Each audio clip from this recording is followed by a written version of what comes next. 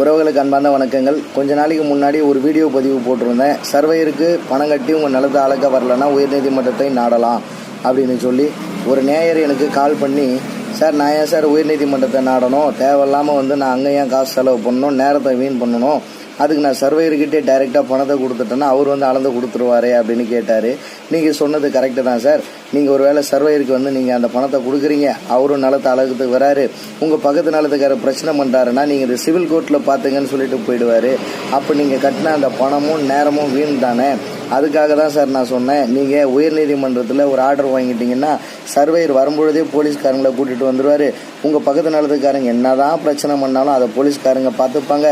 அன்றைய தேதியில் ஆர்டர் வாங்கிட்டு வந்ததுனால கட்டாயம் உங்கள் நிலத்தை அளந்து அந்த பிரச்சனையை தீர்த்துருவாங்கன்னு சொன்னேன். ஐயோ, இதில் இவ்வளோ விஷயம் இருக்கா சார், எனக்கு தெரியாமல் போச்சே அப்படின்னு சொன்னார். இதை பற்றி நீங்கள் தெரிந்து கொள்ளுங்கள், பயனடையுங்கள்.